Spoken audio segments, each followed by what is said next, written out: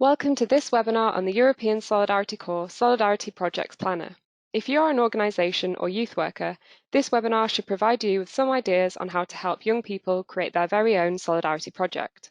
Today, I will be introducing you to some resources and materials that are aimed at guiding informal groups on their journey from solidarity project idea to solidarity project application. Before we explore our range of resources and how to use them, let's take a look at solidarity projects and how they work. Solidarity projects are initiatives which put power and agency back into the hands of young people themselves. With this type of activity, groups of at least 5 young people aged between 18 to 30 can develop and implement their own projects in their local community. It could address key challenges within the local area, whilst also helping to tackle regional or even national issues. Groups must have a clearly defined topic that they wish to explore together, with concrete activities that involve all participants. These initiatives are youth-led, and the whole design of the project should be shaped entirely by the young people themselves. The spirit and structure of the project will be entirely up to the group, so there are plenty of chances to get creative.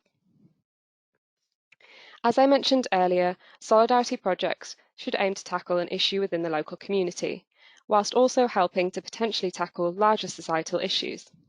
Consequently, groups will need to think about the problems that affect them and their fellow citizens when formulating a project idea. Perhaps climate change issues such as pollution or high levels of waste in the local area could be addressed by a project.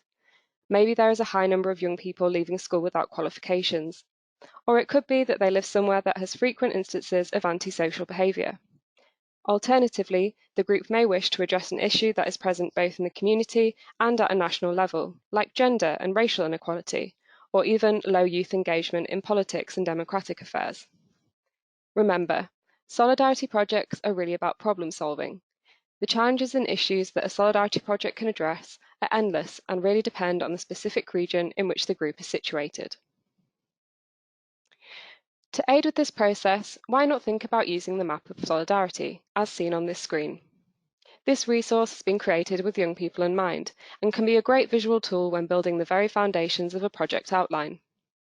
Gather the group together and ask them each to present an issue that affects their local town or region. If wider societal issues are discussed, you can place them elsewhere on the map. By the end of the session, the group should have a number of different topics that they feel passionate about and that their project might wish to address.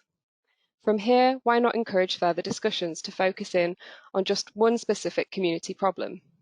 This will act as the launchpad for the group, from which they can start to flesh out their very own project plan.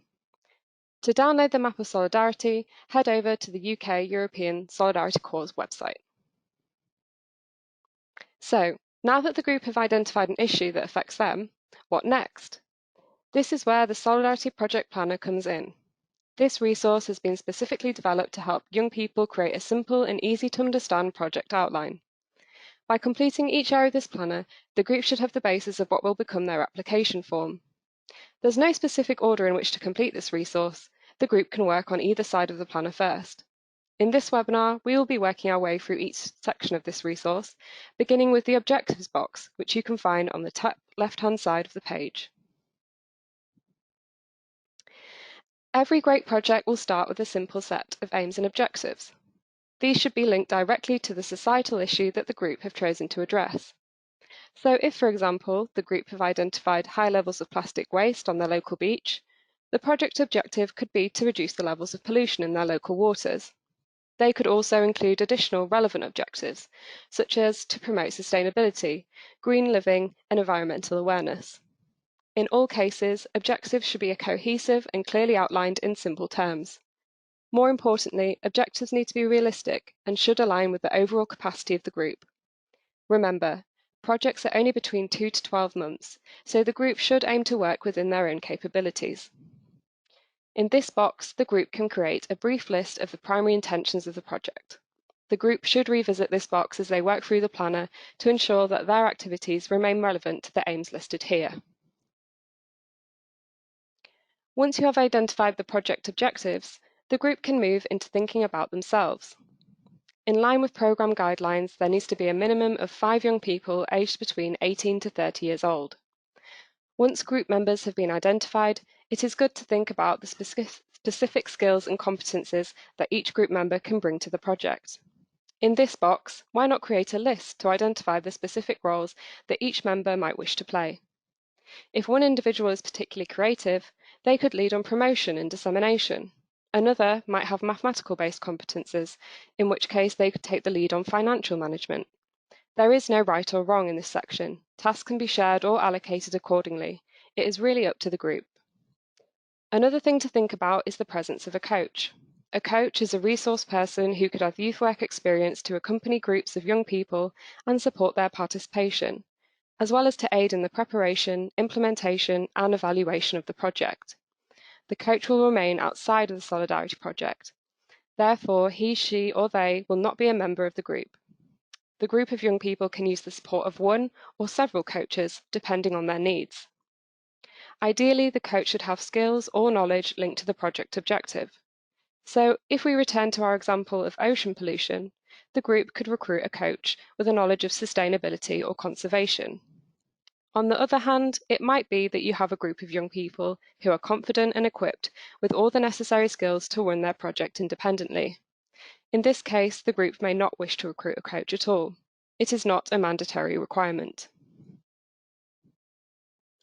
From the makeup of the group, we move on to the activities section.